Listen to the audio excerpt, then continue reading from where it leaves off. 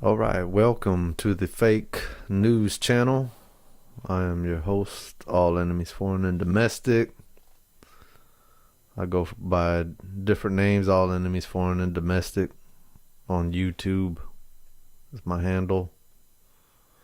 And Maxim at Major Scott McCoy on Twitter. And then I got the fake news channel. So,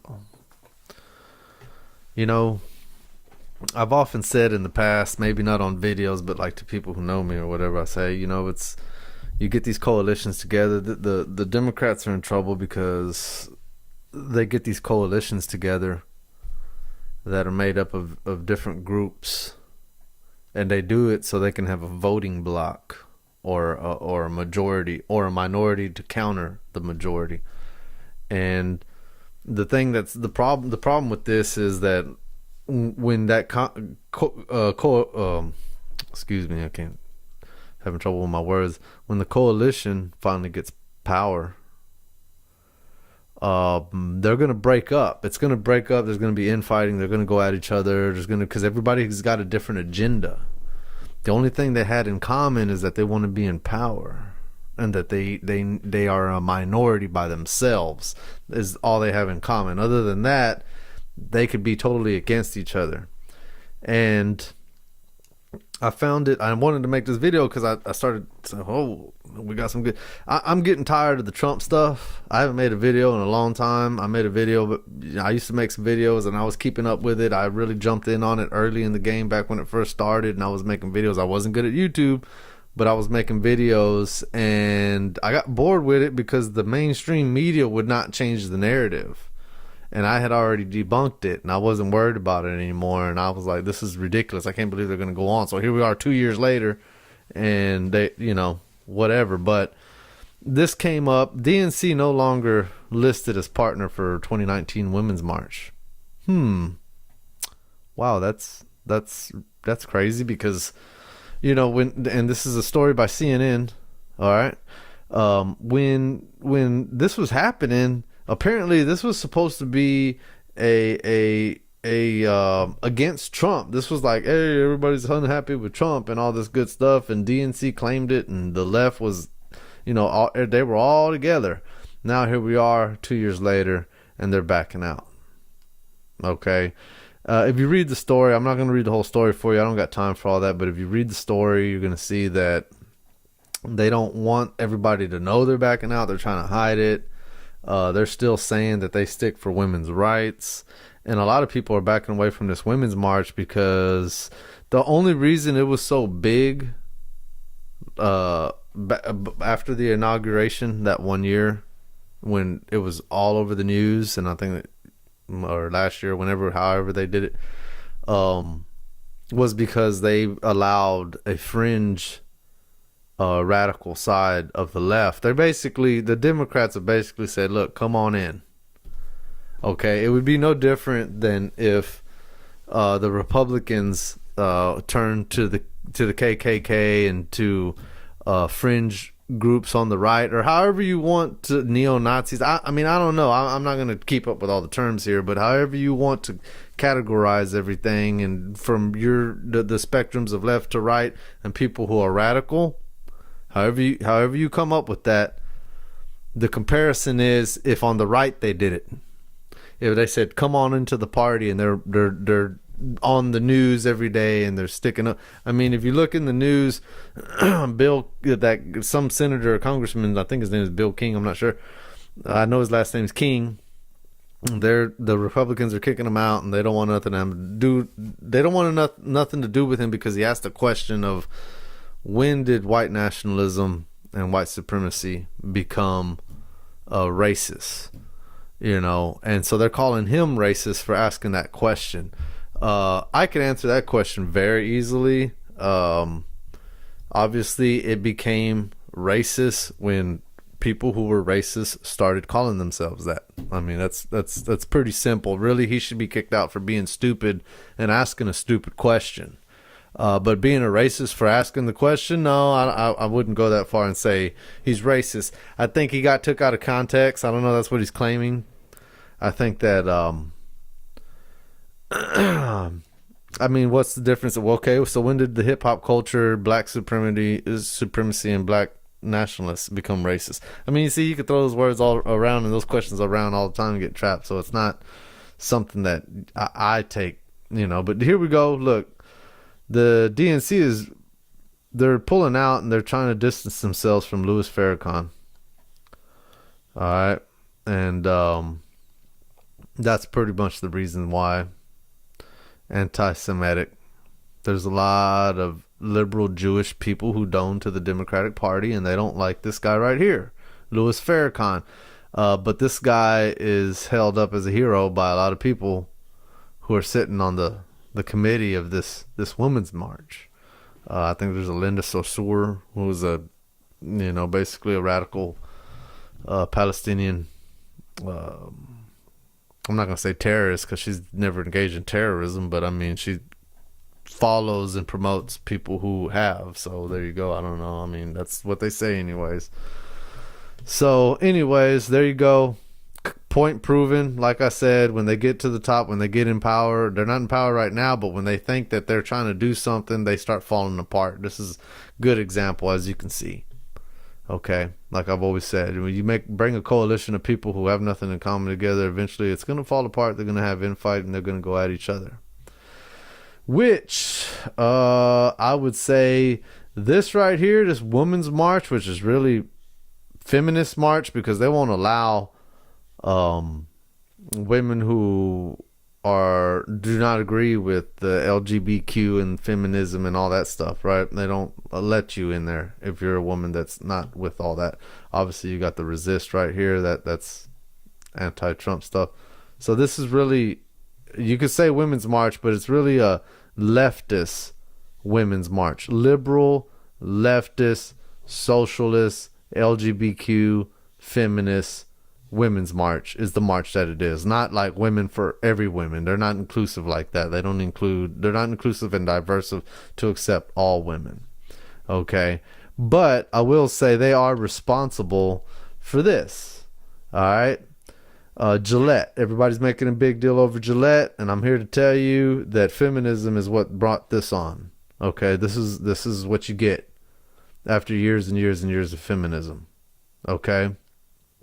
And it's crazy too, because the LGBTQ movement, which is starting the transgender movement, is actually hurting women, which feminists proclaim to be defending. So like, you got these men who are claiming to be women in the transgender movement, competing in women competitions, and they're beating the shit out of the women.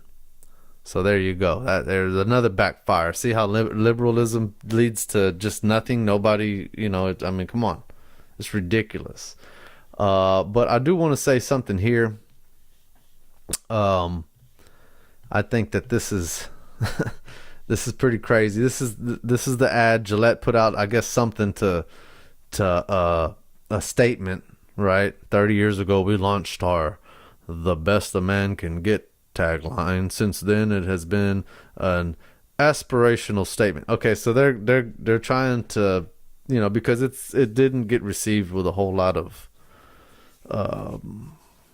likes, I guess you could say. Nobody really liked it on social media. It got slammed. I mean, on YouTube, the ad is disproportional as far as who likes it and who doesn't. So they got a bunch of backlash, and they got to put out a statement. I thought it was funny because right here, let me see if I can highlight it. They say, but turn on the news today, and it's easy to believe that men are not at their best. Turn on the news today, and it's easy to believe that men are not their best. So they're saying you're supposed to believe everything on the news. It's easy to believe it. Just turn on the news. It's easy to believe. Hell, according to the news, the president of Russia, of the United States, is a Russian agent for the KGB working for Putin. You know what I'm saying? I mean, the crazy shit that comes on the news, I don't believe a lot of it. I'll be honest with you. That's why I started this YouTube channel called the Fake News Channel. You know, not to brag, but this is ridiculous. I can't believe that they put that right there. Here it is. This is their website, apparently. I don't know. I just typed in Gillette, and this popped up. They sponsor the Boys and Girls Club of America. They're committed to driving change that matters, starting with our own actions, expanding out that programs that support men of positive action everywhere. They stepped in it. I'm not going to play the ad, but they stepped in it. I don't got time to play the ad. They really, really stepped in it, and this is just gonna. I mean, if you turn on the news today, it's easy to believe that men are not their best. So there you go. I don't know. I got a beard. I don't really use razors, so I couldn't tell you. All right. So, government shutdown. You know, I've been laid off before. I've been out of work. I mean, nobody's ever been there to rescue me. Corporations, they get bailed out by the government. Okay, when they fail. Apparently, federal employees. Somebody's fighting for them whenever the government shuts down, you know. But as the regular person, I don't. Nothing's happening for me. You know, there's nobody fighting for me when bad things like this happen to me that have nothing to do with me. Let's put it that way. Okay. Open cafe in DC to feed furlough workers. No, I'm here in Houston, Texas. I don't remember no cafes opening to feed me. When I was out of work, I got a wife and 3 kids and bills to pay, food to put on the table. Nobody cared. Economy slowed down, work slowed down. I'm in the service business, so that's what I do. I run service all over the city, all over Southeast Texas. You know, technician. We got hit hard. Yeah, we got hit hard.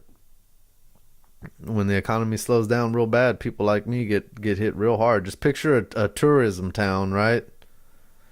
That stops getting tourism. What happens to the waiters and all the cooks and everybody that's working in the resorts? Okay, but the difference is, I'm the service that you use every day in everyday life, living in cities and in neighborhoods, right? So when the economy slows down and the city slows down and it gets, I mean, think about when dealerships were closing because nobody was buying cars. The real estate bubble burst. Nobody's buying houses or they're losing their houses. All these things. That is like the tourism not coming to town in my business. Okay? So that's what I went through. And not just me, a lot of people went through it. And for the media and the politicians to be all up in arms, and I'm not against federal employees, but you know what? You're still an American. Just because you're a federal employee doesn't give you special rights over Americans. And sometimes when things get tough, you have to suffer. And I think the government's too damn big anyways. Okay? So hopefully they'll figure out, hey, we got way too many employees. If this happens every time the government shuts down, then maybe we should rethink how many people we have on staff. Wherever non-essential would mean, you know? And that's where I'm coming on that. But while this is the longest shutdown in history, and while we do got cafes opening to feed the furloughed workers, and while the U.S. Secret Service is prepared to support security for a State of the Union, and Trump's meeting was respectful, but Democrats pushed the open government first, sources say, and GOP Senator is saying that Trump should still deliver the State of Union address on January 29th. The Democrats are on their way back into D.C. From Puerto Rico, oh, So the Washington Post is saying that this has become the target for Trump, right? Because they're in Puerto Rico, and I wish I had the picture of Bob Menendez standing there on the beach. That would be awesome, but I don't think. Let me see real quick. Let's see if we could. I do not think that it's there. They probably, yeah, here it is. But they scrubbed. That's not a good one. That's not the one I want, to be honest with you. That's not the one. Let me see. Hold on. That's the one, but that's not the. I like the full one. They don't have the full one on there. That's it right there, though. That's Bob Menendez, the guy that was on trial for pedophilia. I mean, no, yeah, basically, yeah, kids or something that had to do with underage prostitutes or something like that. And I might have been in Puerto Rico. I don't know. Y'all got to go look that story up. But this lady that he's talking to, the bikini she's wearing, her ass is all flabby and cottage cheese looking, and that's what's funny to me. I'm sorry. But it's funny to me. It really is. Because I feel like I'm like, out of everything, I mean, the Democrats could be upset because, they're taking pictures of us on the beach of Puerto Rico while the government shut down. But she's got to be the most pissed off one, because she's like, I can't believe they got my flabby cottage cheese ass in that shot. I mean, that would be me anyways. So, there you go. Democrats in Puerto Rico while the government shut down, and the media, they spin it like, oh, they're watching Hamilton and this was planned for months. And the White House seized on the idea of the Democrats partying on the beach instead of negotiating. But polls have found most voters blaming Trump for the 24-day impasse.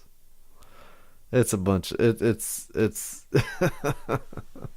I like it. It's sit back and get the popcorn time for me.